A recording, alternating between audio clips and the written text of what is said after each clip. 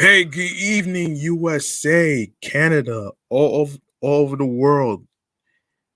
Long Island, aka Strong Island, plus the five spots of Brooklyn, Bronx, Manhattan, Staten Island, and Queens. I'm your man, G Money Stacks, aka the Gregonator, the YouTuber, creator, host with the most, the unstoppable independent podcaster, and rookie podcaster of Queens, New York. And you're rocking with the episode 64 of Meticulous Vibe Juice podcast, the review show where we go over bodies of work of music artists such as singers, rappers, TV shows, movies, you just name it. And welcome to the first week of June, folks. Hope you guys had a nice weekend, and I know I did. Now, listen, if you missed any previous episodes whatsoever, don't worry, I got you back. Everything is all included on the YouTube channel. So subscribe to the YouTube channel of Meticulous Vibe Juice Podcast, where you see all the episodes that's already been previously recorded. So you could um tap that noni bell so you could be reminded when the show goes in the air via live stream. And also leave a like and a comment along with the episodes and the topics that's being reviewed. And I will handle the rest at the end of the show. Now, before I get into the first segment, as far as how I'm feeling mentally, physically, and spiritually, I say mostly I had to give myself a little bit of a rest though. As far as my shoulder and stuff, well, my shoulder's getting a little better right now as I speak. So it's getting there, man. So it's a day by day process for me though. So physically I'm all right. Mentally, mentally, it's a day by day process for me. So I'm actually getting there. And spiritually, I'm hanging in there, man. So that's pretty much what it is right there, man. Now that I got that mental health check-in thing out the way, hold on a second, man. Before I even navigate to okay, so the first segment that we're about to do, we're going to be reviewing some classic movies today. In today's episode, we're going to be discussing a music artist from Harlem in a couple of minutes. And we got some gaming news to get to. So, first and foremost, we're going to go over some classic movies. Starting with this one right here, the Chillax Man Cave Popcorn Lounge. I know you guys are hungry, so you might as well get your popcorns ready.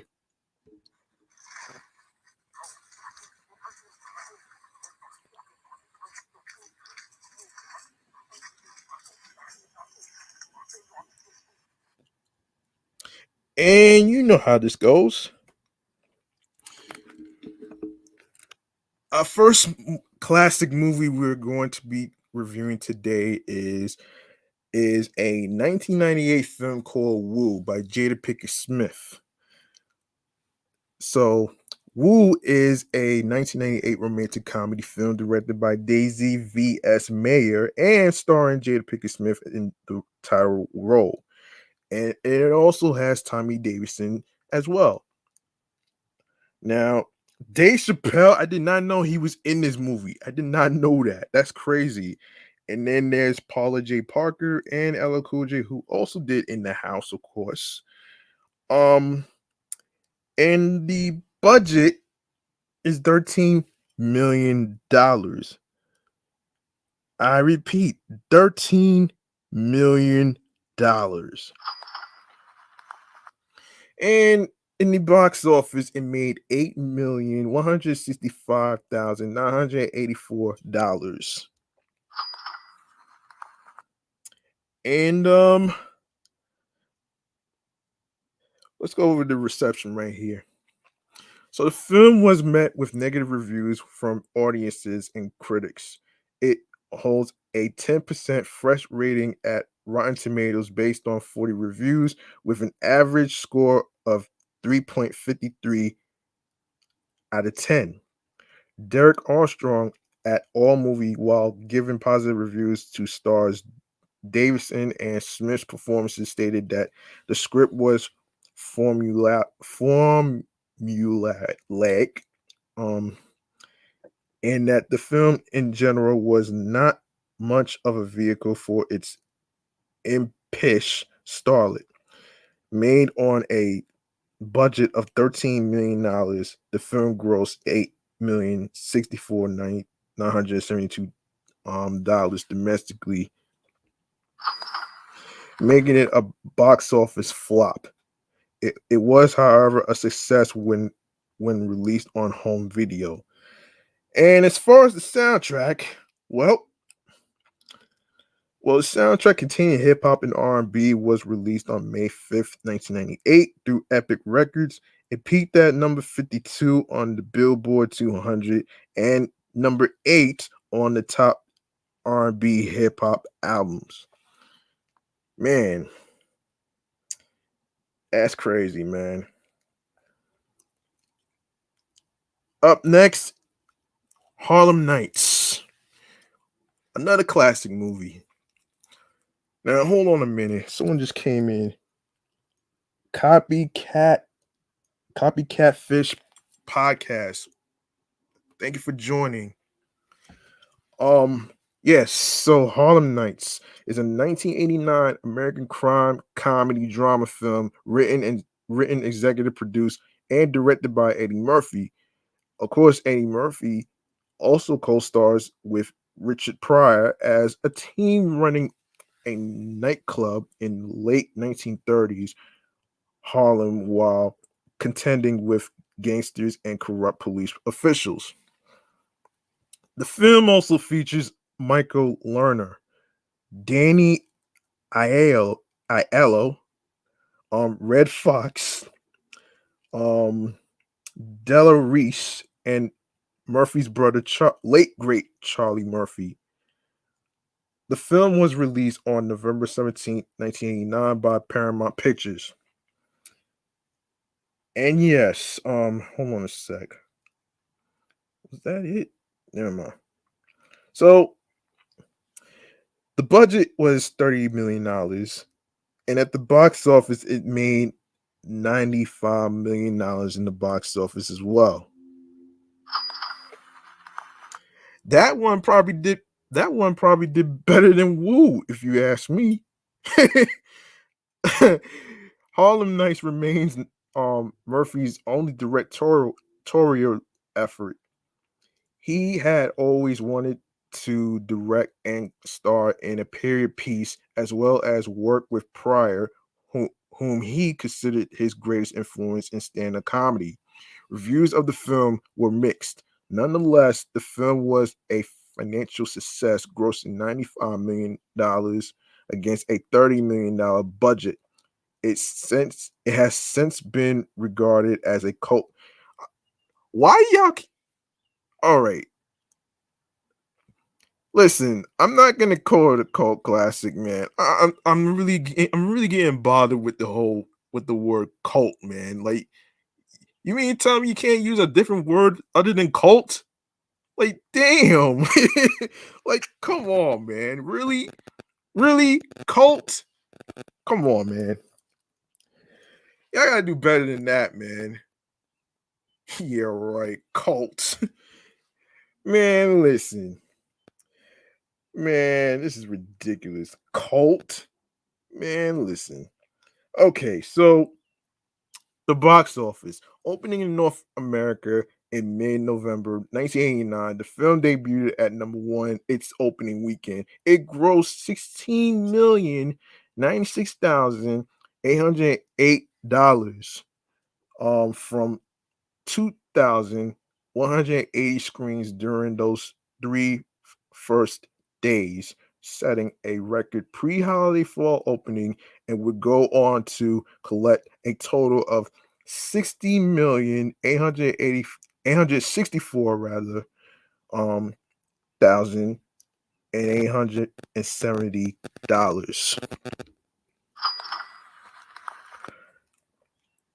Domestically at the box office, yes. Despite a fair gross, the film was considered a box office disappointment by the studio, earning roughly half of Murphy's earlier box office success Coming to America and Beverly Hills Cop 2 from the previous 2 years. Critical response. On Rotten Tomatoes, the film has an approval rating of 23% based on reviews from 35 critics with an average score of 3.9 out of 10. The site's consensus states an all-star comedy lineup is wasted on a paper-thin plot and painfully clunky dialogue. Michael Wilmington noted in the Los Angeles Times that the production design lacks glitter. The movie also lacks the Harlem outside, the godly gangland environs, the poverty, filth, pain, humanity, humor, and danger that feeds these mobsters' fantasies. Both Gene Siskel and Roger Ebert panned the film. It was featured on their Worst of 1989 review show, with Siskel stating that it was a racist, sexist, and badly directed, and Ebert agreeing with him, also adding that they thought Murphy was directing a film to call himself a director. Oh my gosh. Movie theater shooting controversy. So on November 17th, 1989, two men were shot and killed inside AMC Americana 8 theater in the Detroit suburb of Southfield, um, Michigan. According to witnesses quoted in the Detroit Free Press, the shooting happened on opening night, taking place during a shooting spree in the film's opening. A 22-year-old woman who panicked and ran into traffic was in critical condition 2 days later at the city's Providence Hospital. Her name was withheld by police. Less than an hour after the shooting, the police arrived at the theater to find a 24-year-old Detroit man who had shot at an officer. The gunman was wounded when the officer shot him back in the theater parking lot. The, the incident caused the theater chain to cancel showings of Harlem Nights. One resident of the area, Deshauna Watson, said there was so many people in the theater and there was so much going on. They stopped the movie 3 times. Jeez, that's crazy. Later that night, brawlers were ejected from a Sacramento theater showing Harlem Nights. Their feud continued in the parking lot and ended with gunshots. Two 24-year-old men were seriously injured. An hour later, Mike Marcel Thompson, age 17, was fatally shot in a similar fight at a theater in Richmond, California. When police stopped the projection of Harlem Nights to find suspects. An hour-long riot erupted.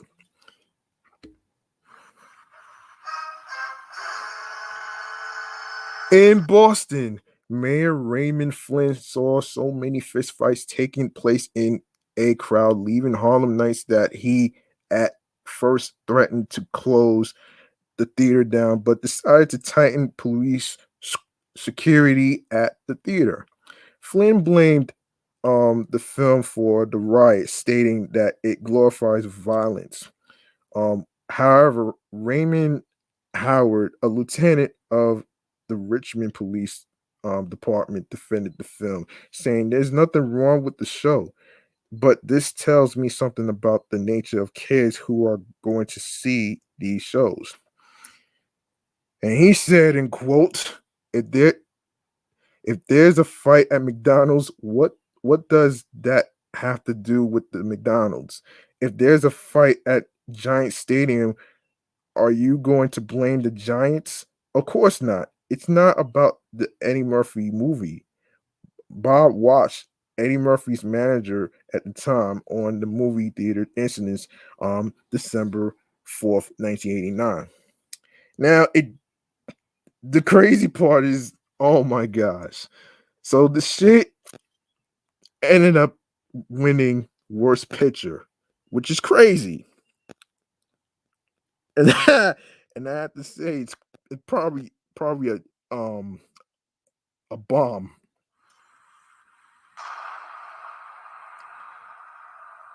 Golden Raspberry Award worst screenplay Eddie Murphy. God damn.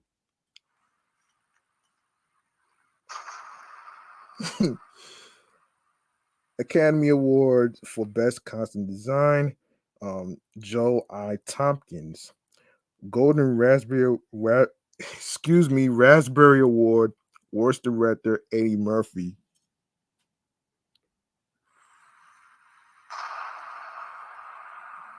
Damn. Damn. Yeah, so, all right. Up next, we got another classic, Jackie Brown. Jackie Brown is a 1997 American crime film written and directed by Quentin Tarantino and starring Pam Grier in the title role, along with Samuel Jackson, who did a previous film, Pulp Fiction, and other movies. Robert Forster, Bridget Fonda, Michael Keaton, and Robert De Niro in supporting roles. An adaptation of Elmore's Elmore Leonard's 1992 novel Rum Punch. The film pays homage to 1970s black exploitation films, particularly the films Coffee, 1973, and Foxy Brown. Not to be confused with the Brooklyn rapper, folks. 1974, both of which also starred Greer in the title roles. As, as Tarantino's third directorial effort following Reservoir Dogs 1992, and of course, obviously Pulp Fiction 1994. It is the only feature length film that Tarantino has adapted from a previous work. And yes, and the budget was $12 million. And at the box office, it made $74.7 million. As neither Greer nor Forster, both veteran actors, had performed a leading role in many years, this film revitalized their careers, earning Forster a nomination for the Academy Award for Best Supporting Actor and Golden Globe Award nominations for Jackson and Greer. Released on December 25th, Christmas Day, 1997. The film itself received generally positive reviews from critics and grossed $74 million worldwide. All right, let's go over the reception. Okay, according to the review review aggregation website, Rotten Tomatoes gives it an approval rating of 87% based on 84 reviews and an average rating of 7.5 out of 10. The site's consensus is, although somewhat lackadaisical in pace, Jackie Brown proves to be an effective star vehicle for Pan Grier while offering the usual Tarantino wit and charm. Metacritic gives the film a 64 out of 100 on 23 critic reviews, indicating generally favorable reviews. Audiences polled by CinemaScore gave the film an average grade of B on an A plus to F scale. Of course, Roger Ebert rated the film 4 out of 5. No, excuse me, 4 out of 4 stars. writing that Tarantino leaves the hardest questions for last, hides his movies, conceals his strategies in plain view, and gives his characters dialogue that is alive, authentic, and spontaneous. He also ranked the film as one of his favorites of 1997. Movie critic Mark um, Kermode for BBC Radio 5 Live lists Jackie Brown as his favorite film by Quentin Tarantino. Samuel Jackson, who appears frequently in Tarantino's films, named his character of Ordell Robbie as one of his favorite roles. The box office. The film grossed $39.7 million in the United States and Canada and $35.1 million in other territories for a total gross of $74.7 million against a budget of $12 million. In its opening weekend, the film grossed 9.3 million, finishing fifth at the box office. Damn. So the controversy. Oh, damn. Really? I don't even know why I want to see. Okay. All right. So Jackie Brown has attracted criticism for its heavy utterance of the racial slur, um,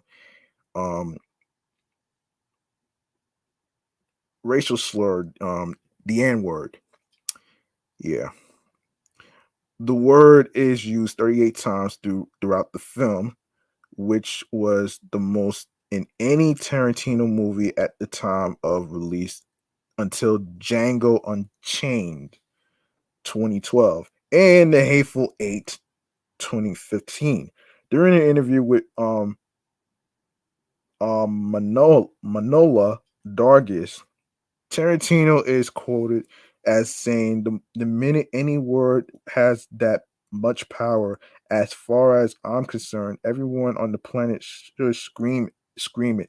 No word deserves that much power. This uses uses elicited comments from director Spike Lee, and the problem with Jackie Brown, Lee said, I will say it again and again. I have a definite problem with Quentin Tarantino's excessive use of the N word.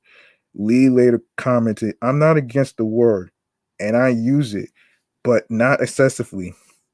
And some people speak that way. But Quentin is infatuated with that word.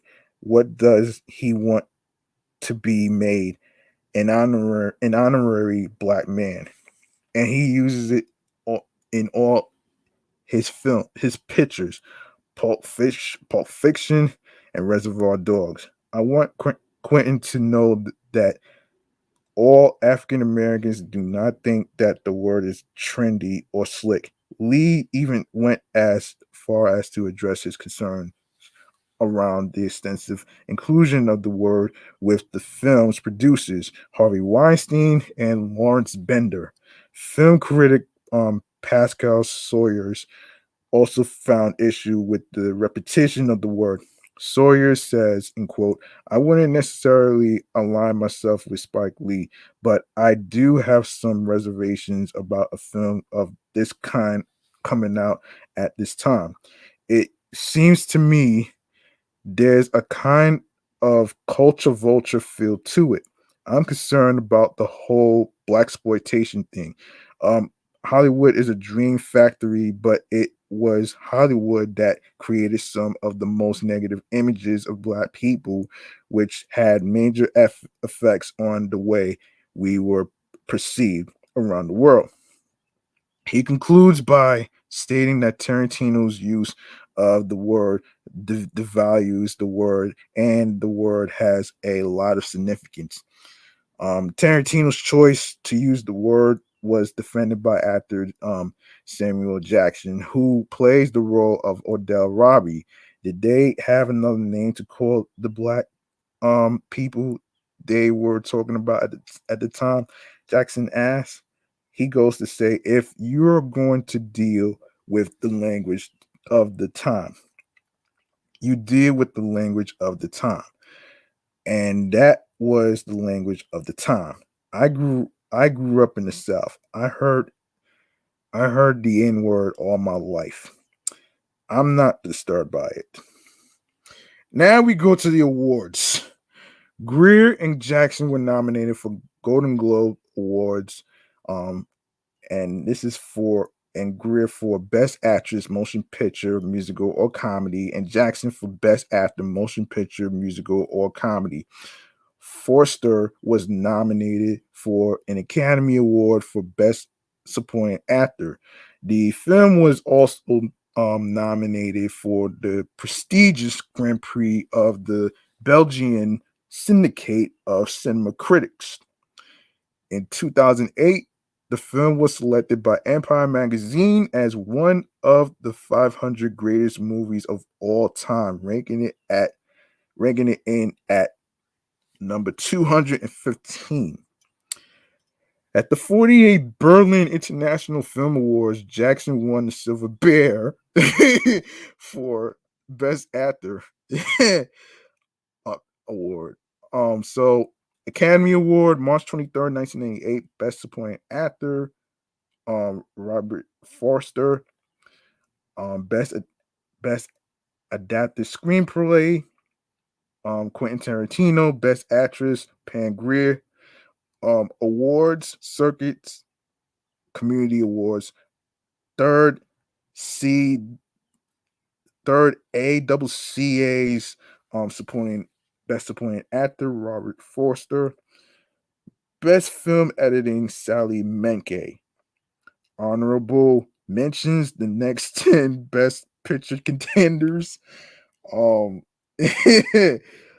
so the Berlin International Film Festival, February 11th to the 22nd, 1988. Um, Golden Golden Berlin Bear, Quentin Tarantino all got nominations. So the Silver Bear for Best Actor. Samuel Jackson won that one. Oh man. Chicago Film Critics Association on March 1st, 1988. Best Actress Pam Grier got a nomination. Best Supporting Actor Robert Forster. And to the Golden Globe Awards. January 18th, 1998. Best Actor, Motion Picture, Musical, or Comedy Samuel Jackson. Best Actress, Motion Picture, Musical, or Comedy Pam Grier got nominations. The Kansas City Film Critics Circle Awards, 32nd KCF Double C Awards. Best Supporting Actor Robert Forster won that award. The Saturn Awards, 24 Saturn Awards, Best Actress Pam Grier, Best Supporting Actor Robert Forster, and the Screen Actors Guild Award, March 8th, 1998. Outstanding performance by a female actor in a leading role. Pam Grier got a nomination. So there you go, right there. And the soundtrack album for Jackie Brown, entitled Jackie Brown Music from the Miramax Motion Picture, was released on December 9th, 1997. Songs by a variety of artists are heard throughout the film, including the Delphonics. La La means I love you. And didn't I blow your mind this time? Bill Withers. Who is he? The Grassroots. Midnight Confessions. Johnny Cash's Tennessee Stud. Bloodstone's Natural High. And Foxy Brown's Holy Matrimony, Married to the Firm.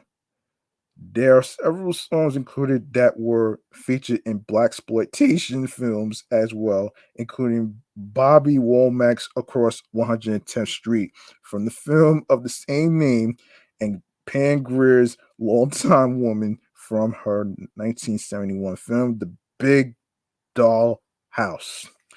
The original soundtrack also features separate tracks with dialogue from the film. Instead of using a new film score, Tarantino incorporated Roy Ayers' funk score from the film Coffee.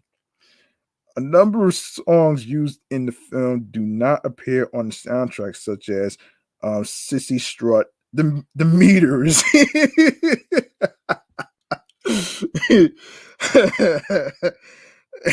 and Piano Impromptu Dick Walters.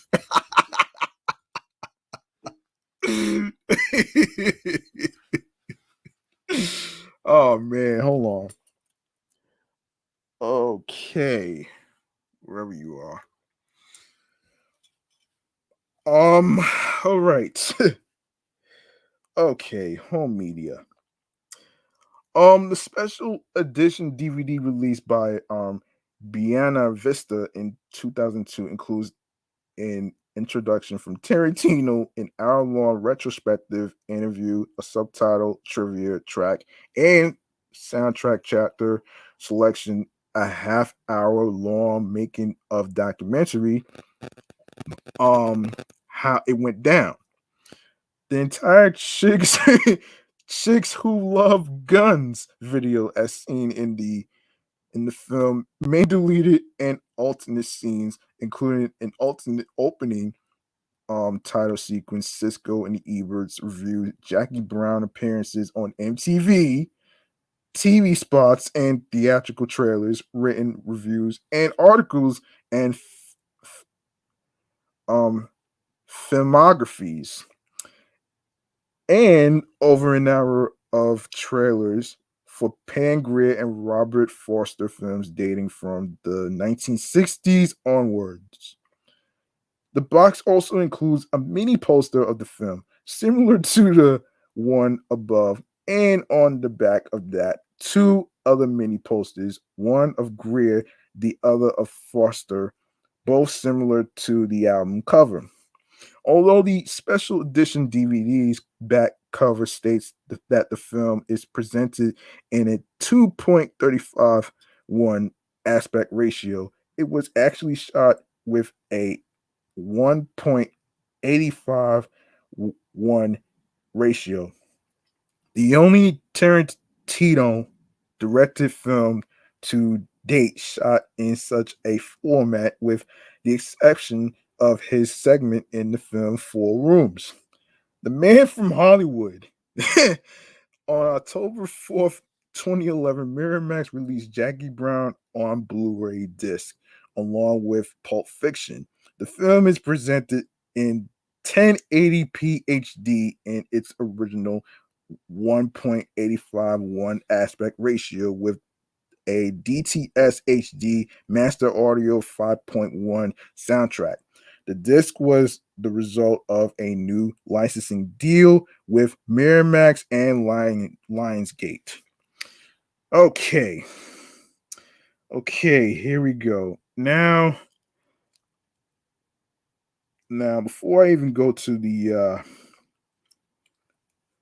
music Kool-Aid section, hold on a second. Hold on a second. Hold on one second here.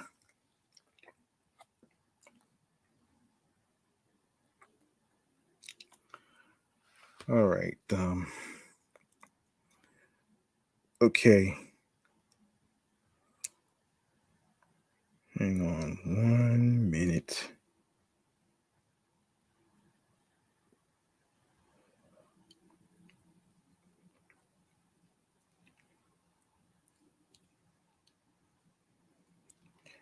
Okay. Now, I named this episode Harlem's Finest because it has to do with the music discography of Vina Love. Now, for those of you who may not know who she is, she's the daughter of DJ Kid Capri, who's also in music as well.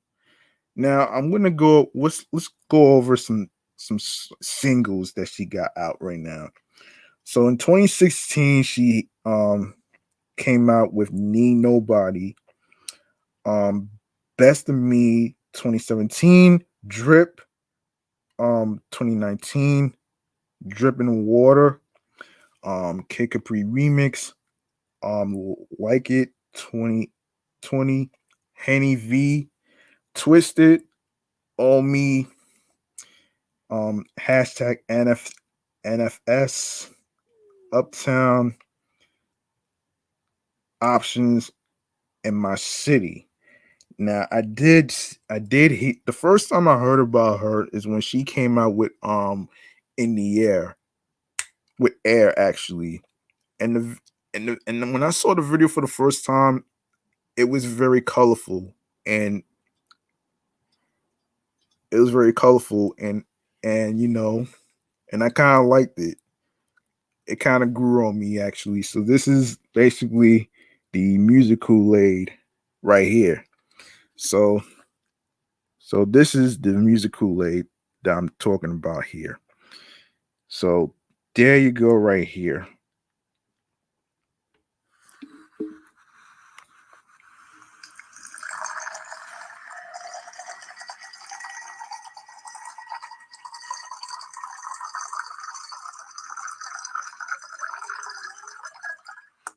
Yeah, I'm going to check out her latest single that just came out already. I didn't even know about this until I saw this. So her single is called My City.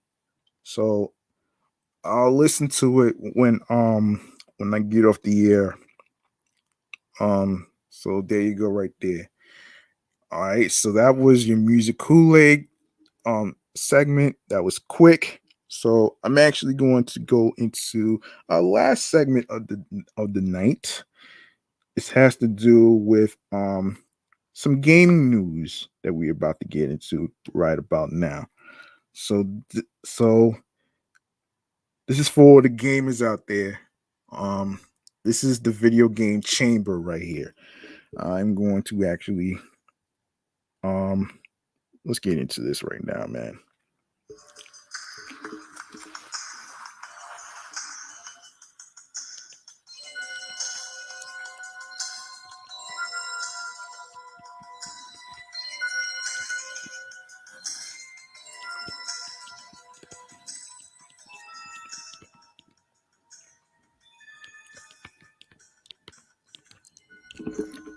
Of course, this is the segment about where we actually go over some games and stuff. But in this case, we have some gaming news.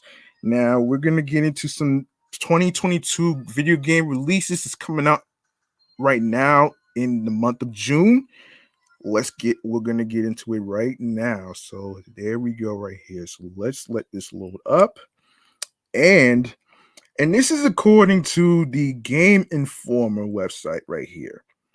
So, um, if you're wondering what games are coming up in 2022, we've put them all in one convenient location. This list will be continually updated to act as a living, breathing schedule as new dates are announced, titles are delayed, and big reveals happen.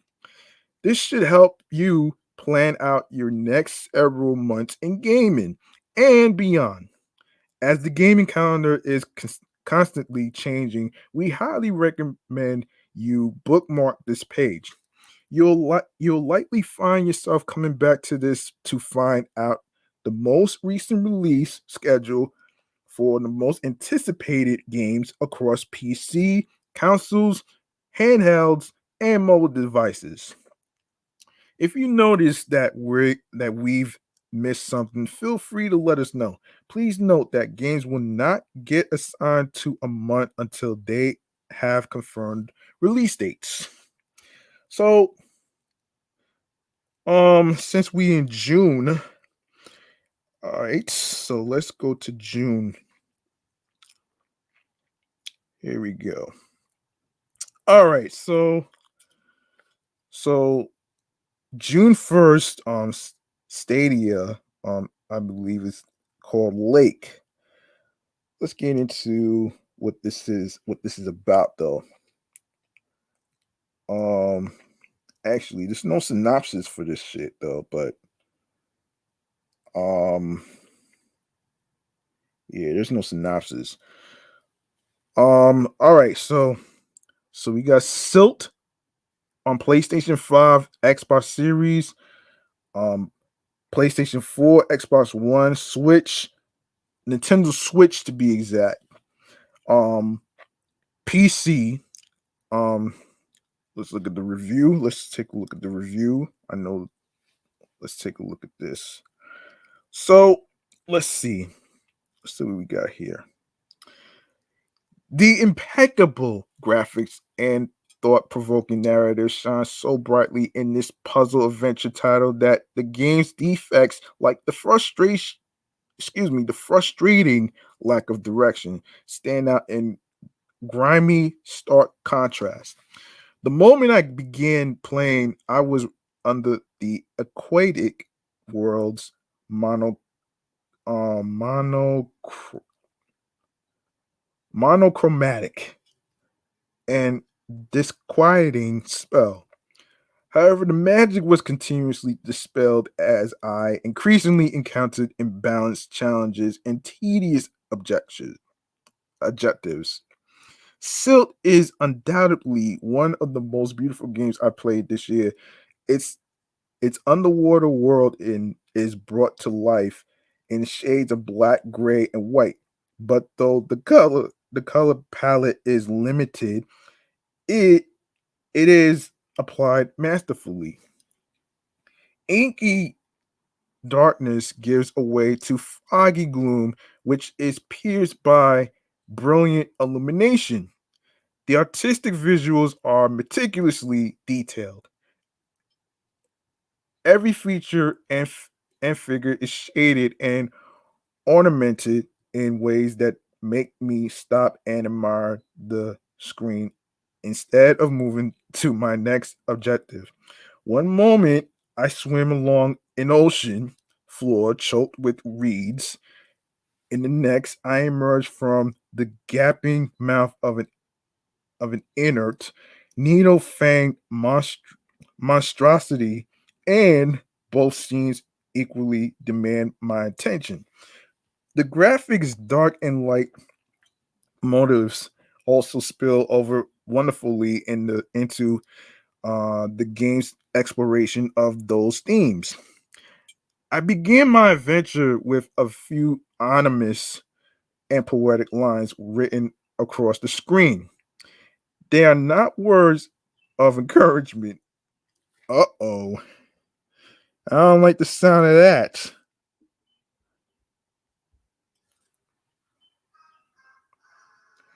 Not the words of encouragement. Oh, wow. Are you serious? That's not exactly what you have in mind. And that's not really something you want to hear from somebody who has an opinion on stuff, but you know how this goes. Rather they point the way to power with instructions, ending with the phrase seal my fate. It's a captivating opening. However, more simply put, the object of the game is to solve puzzles and defeat several watery bosses with rather than combat in order to bring a mysterious machine to life. Soon afterwards, um, vanished. A diver's limp silhouette appears and flickers to life as a glowing light fills the helmet. I quickly learned I could force this light from my diverse form into the body of the surrounding. Uh, I'm sorry about that. Sorry about that. Yeah, yeah. Sorry about that. Hold on a second.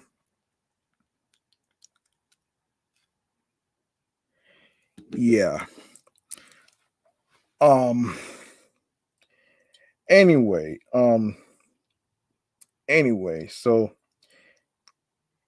yes, I quickly learned I could force this light from my diver's form into the body of the surrounding aquatic life, thus gaining their powers until I chose to return um, to the humanoid swimmer. The implications of manipulating other beings to suit my purposes um, are unnerving and fascinating. And the game dives even deeper into them as it exploits one thing video games can inspire that other non interactive forms of entertainment can't guilt. Of course, to solve the puzzles that let my swimmer move to the next objective, I often have to possess the fish around me. In the beginning, that meant borrowing a toothy fish's fangs to cut a progress blocking rope. However, as the game goes, I increasingly have to put the creators I control into harm's way and eventually outright sacrifice them for my greater good. Encou- Encountering a puzzle that require me to lead a school of fish into the hungry maws of carnivorous plant, I hesitate. Realizing I have no choice if I want to go on, I doom the trusting, harmless creatures. My growing suspicion that I'm not the good guy here is confirmed, and I love it. It's satisfying whenever developers take advantage of gaming's ability to make me the player complicit in what is happening. And it's a perfect tool to draw me further into Silt's mysterious and eerie plot. Sadly, these moments of beauty and contemplation are soon muddied by poor design. Um, Eschewing any form of HUD to leave the art uncovered makes for a stunning experience. But in this case, it also contributes to the player's confusion. Problem solving is vital in a puzzle centric game like this, but many times in my playthrough, I just couldn't figure out what to do next.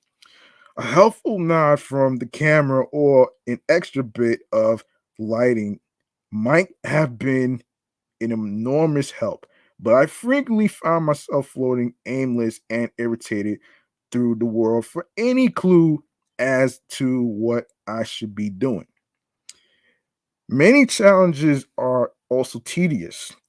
For example, there's a room where I could possess a stingray like creature with a teleportation dash I could use to fly past several predators, grab an exploding creature, and clear the dangerous path for my diver.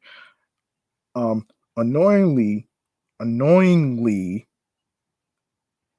um, I had to go through the process of taking control of each stingray and destroying each predator one by one, doing doing the same things over and over before moving on.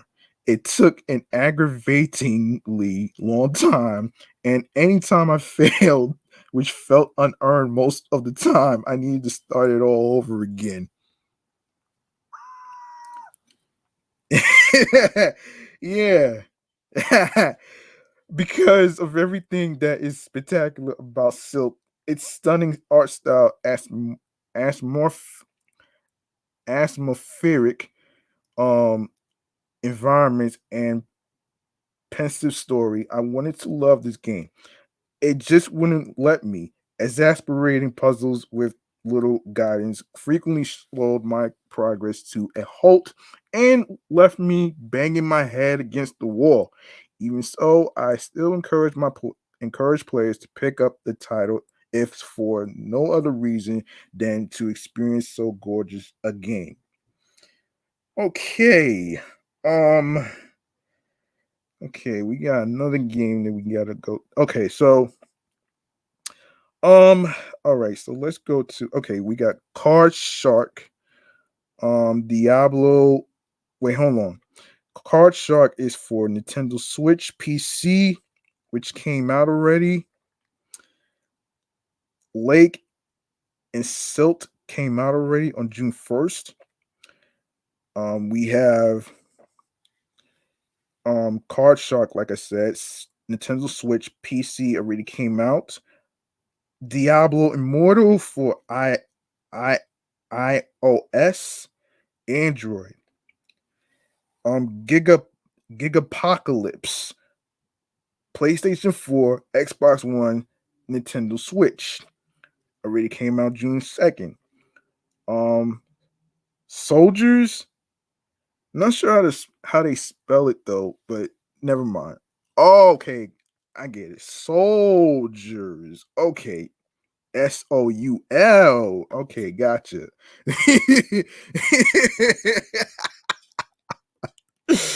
Oh man. Oh, gotcha. Okay, so we have Unexplored 2, The Forest Legacy, for Xbox Series, um X/S, PlayStation 4, Xbox One, and PC already came out. Spellforce 3 Reforced, PlayStation 5, Xbox Series X/S, PlayStation 4, Xbox One comes out tomorrow. Today's June 6th. Um, Star Wars Knights of the Old Republic, the second, the Sith Lords for Switch, Nintendo Switch. June the 8th, Pro Cycling Manager 2022 for PC, June 9th. Tour de France 2022, PlayStation 5, Xbox Series X/S, PlayStation 4, Xbox One, and PC, June 9th. Demon Slayer, um, for Switch comes out June the 10th. Mario Strikers Battle League, Nintendo Switch, June the 10th. The Quarry, PlayStation 5, Xbox Series X/S, PlayStation 4, Xbox One, PC, June 10th. Red Out 2, PlayStation 5, Xbox Series X/S, PlayStation 4, Xbox One, Nintendo Switch, and PC comes out June 16th. Um Starship Troopers Terran Command for PC, June 16th. Fall Guys, PlayStation 5, Xbox Series X/S, Xbox One, Nintendo Switch, June 27th. Um, Not June 27th, June 21st, sorry. Um, yeah, June 21st. Wreckfest, Nintendo Switch, June 21st. Deliver Us the Moon, PlayStation 5, Xbox Series X/S, June 23rd. And also Sonic Origins. Sonic Origins comes out on June 23rd for PlayStation 5, Xbox Series X/S, PlayStation 4, Xbox One, Nintendo Switch, and PC. June 23rd. Don't miss it. Um, and also Capcom Fighting Collection, PlayStation 4, Xbox One, Switch, Nintendo Switch, and PC comes out June 24th. Fire Emblem Warriors 3 Hopes for Nintendo Switch, June 24th. Madison for PlayStation 5, Xbox Series X/S, PlayStation 4, Nintendo Switch, and PC, June 24th. Disgaea 6 Complete, PlayStation 5, PlayStation 4, PC, June 28th. DNF Duel, PlayStation 5, PlayStation 4, PC, June 28th. Escape Academy, PlayStation 5, Xbox Series X/S, PlayStation 4, Xbox One, and PC, June 28th. Phobia, Saint I don't know what that is, but anyway, for PlayStation 5, Xbox Series X/S, PlayStation 4, Xbox One, PC, June 28th. That's Phobia Saint um Difna Hotel. Also coming out on June 28th is MX versus ATV Legends for PlayStation 5, Xbox Series X/S, PlayStation 4, Xbox One, PC, June 28th. Outriders, World Slayer, PlayStation 5, Xbox Series X/S, PlayStation 4, Xbox One, Stadia, and PC, June 30th. All right. You are more than welcome to actually go to the website of GameInformer.com. Actually, yeah. It's GameInformer.com. Yeah, Game Informer. Yeah, you can look up the reviews yourself. I welcome anybody to read the reviews. So you can go ahead and do that. Now, I will go over the rest of the games that's coming out for July in a future episode due to time constraints. So let's take a look here. Um, wait, hold on. Actually, I do have a little bit. I hold on. Yeah. Let's go with it though. Um, hold on. Should I do that? Listen. All right. So I think I got a little time to go over an hour and stuff. So let's get into this. So for July, Match Point Tennis Championships, PlayStation 5, Xbox Series X/S, PlayStation 4, Xbox One, Switch PC, July 7th. Um, yeah, July 7th is when it's gonna come out. Um, Arcade. Oh wait, hold on. Arcageddon, Arcade. Wait, hold on. Arcade, Arcade. Man, never mind that. Arcade getting. All right. PlayStation 5, Xbox Series X/S, PlayStation 4, Xbox One, PC comes out July 8th. Um, Clonoa Fantasy Reverie series, PlayStation 5, Xbox Series X/S, PlayStation 4, Xbox One, Nintendo Switch, and PC comes out July 8th. Eyes in the Dark, The Curious Case of One Victoria Bloom comes out July 14th for PC.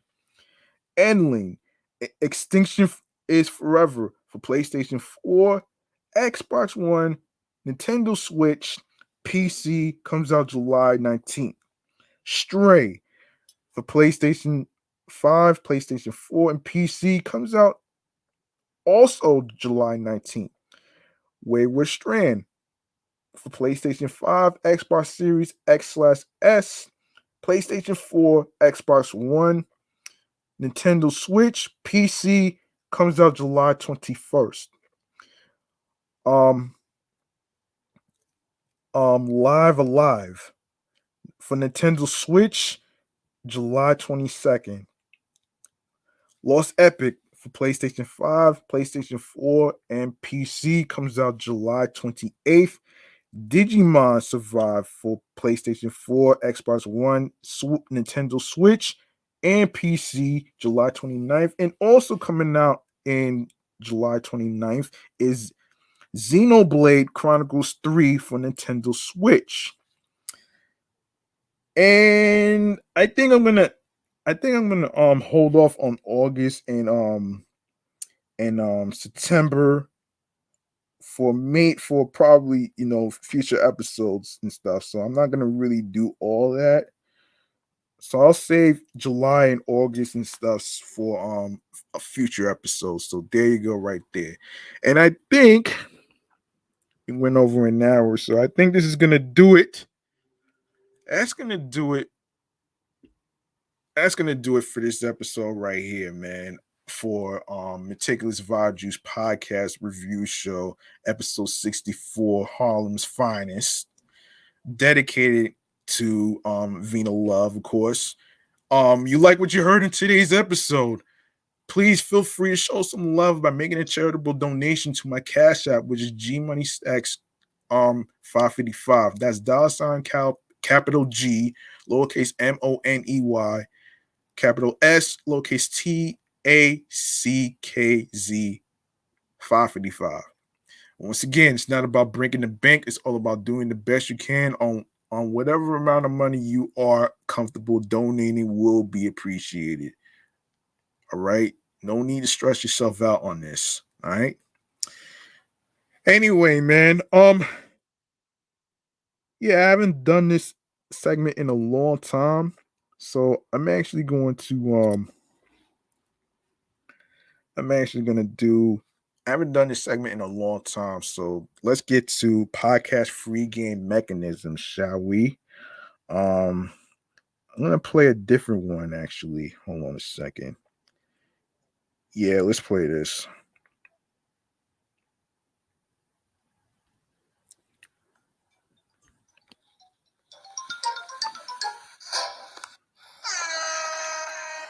All right.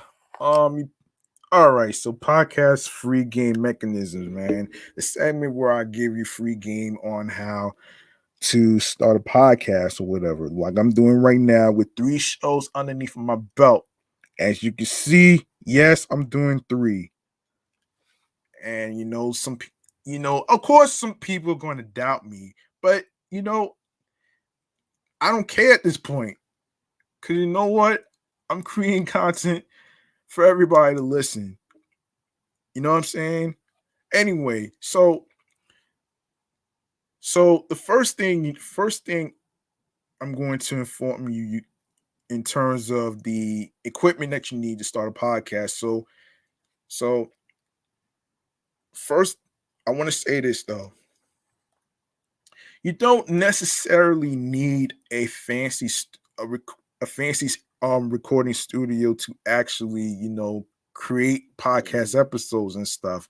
I mean, it's not necessarily mandatory. It may work for some people, but but not everybody's gonna actually do recording studios. Not everybody. All you need is some key important ingredients right here. First and foremost, you need some headphones. You also need a microphone, like I'm using right now, which is the Avoxcon A800, which can be found at any of your local stores. Like you have Best Buy, you have Target, you have Amazon. It's also Walmart. Um, doesn't have to be anything too expensive. It could be something very simple. And you also need a laptop. I know most of you may have laptops right now. So if you have a laptop, then you're good to go. So that way you'll be able to plug in your microphone. So there you go right there. And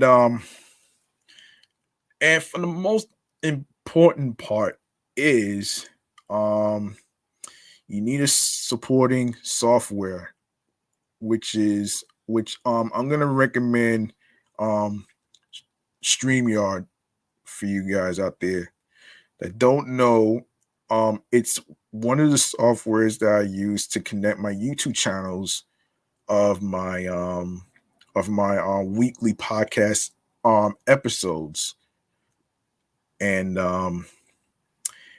what you do is you first create an account. You can either put your email address or you could put the podcast email address on there. Either way, it's optional. You know what I'm saying? Um, and and after you put in your email or your podcast email address on there, the people from StreamYard is going to send you an email with 6 numbers, which is going to be your login code. You know what I'm saying? Your login code. So after you copy your login code of the 6 numbers, all you need to do is paste it to the area space. And then after you paste it to that one particular rectangular space, you are going to see get login. You, you're gonna see login. So once you log in, um you should be good to go on trying to set up your own streaming schedule. Depending on which days of the week you're trying to do things, you should be good to go. All right. So there you go right there though. And also, I want to put you on to a hosting site that I'm using. The hosting site that I'm using is Anchor. For those of you who may not know what that is, Anchor is a hosting site slash phone app that I use to put my podcast shows on there. My 3 podcast shows that I use, and yeah, it's pretty it's pretty interesting. And what I like about Anchor is that they don't own your shows. They don't own your content. They they allow you to own your content and have creative control. And that's what I like about Anchor. Creative control, creative freedom. You know what I'm saying? It, and I say this because you know, and I say this all the time. I didn't start all of this to be under a contract. I started this because I needed a skill in something. And this is what I've been doing for the past couple months, and it's already been a year since I've been doing this. For my first podcast, it's been a year. This one right here and the other podcast that I'm going to be doing is going to make their 1 year anniversary. So, you know what I'm saying? And and yeah, you know, like I said before, not all money is good money. Same way, not all contracts are good contracts. And that's basically what I'm saying, man. Like, I don't want to be caught up with, like, being a seller over money. You know what I'm saying? That's just not me. I got my wins. I got my um wins, whys, what, all that other stuff. So there you go right there. And those are the keys and and ingredients to starting a podcast. Now if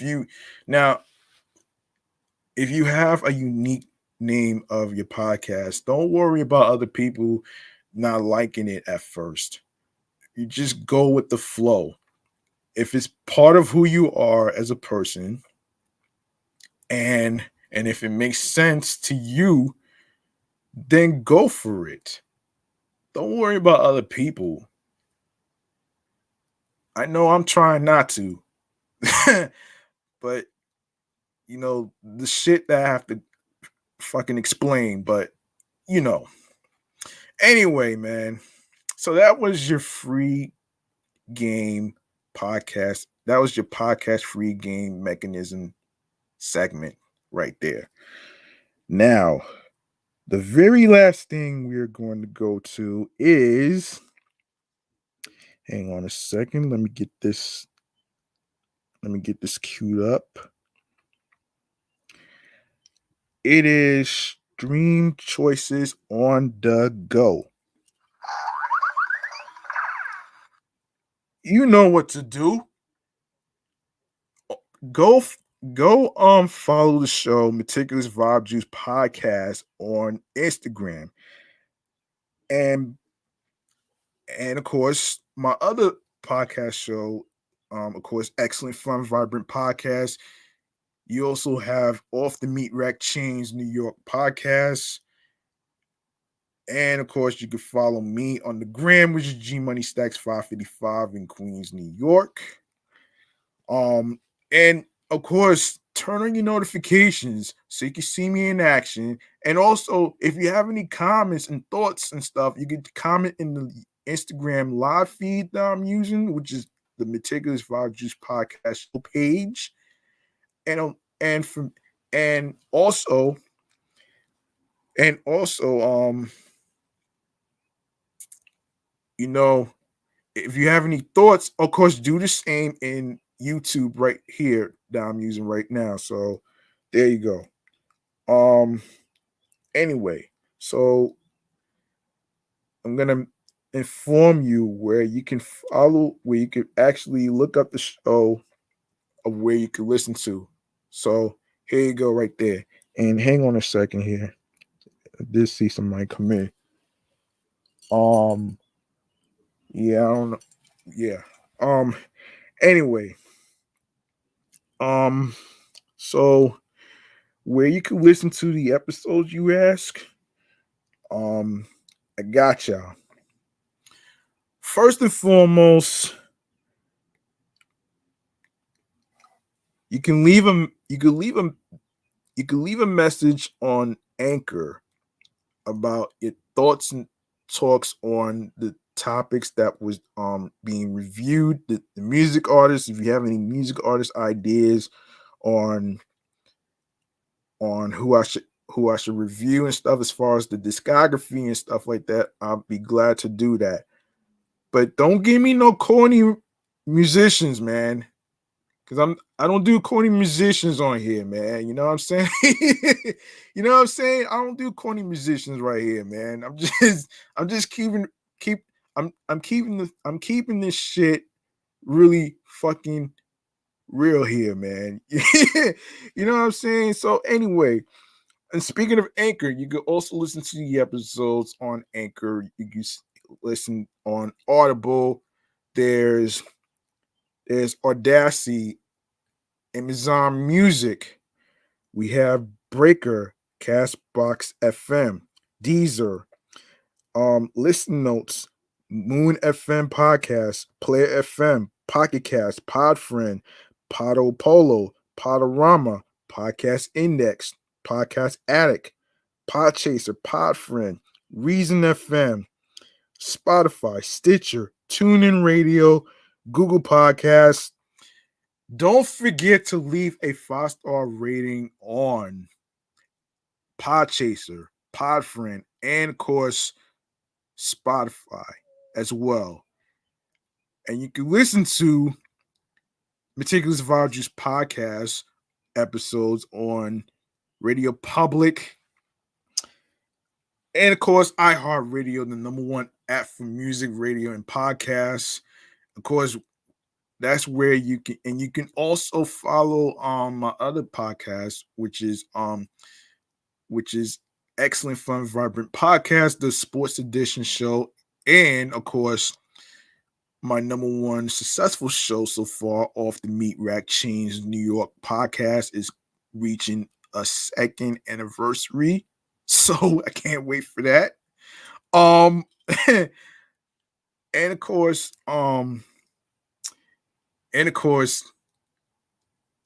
last but not least, the YouTube. You know what to do. Go ahead and make sure you grab that subscribe button and tap that noti bell so you can be reminded of when the show goes on the air via live stream. Make sure you leave a like and a comment along with the episodes and topics that was being discussed.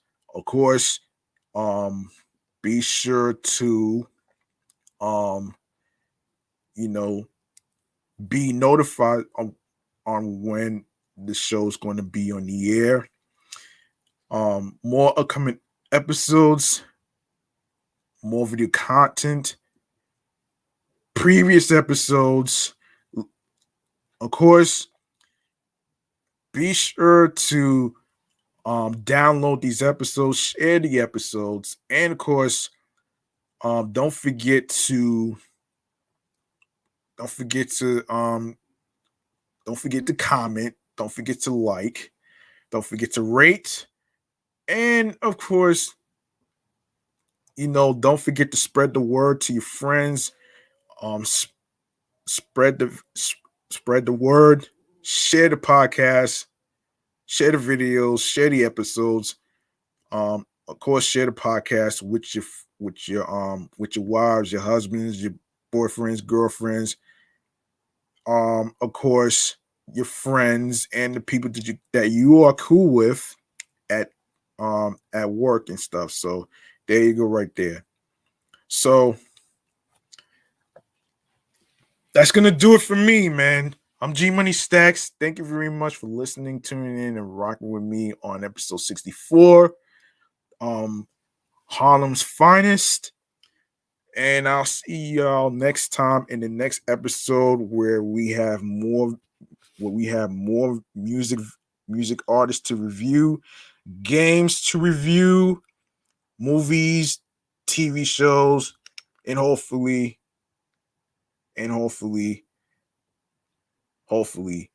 more content. And remember, the grind does not stop. Hard work pays off. And of course, you know, there's no shortcuts. And yeah. So, like I said, don't let anybody ruin your goals and dreams. You want to do something that makes you happy, not based on your parents, not based on other people. You know what I'm saying? It's about you mentally, physically, and spiritually. Right? I'm about to be out of here, man. Thank you for listening. Peace and one love, and have yourselves a good night.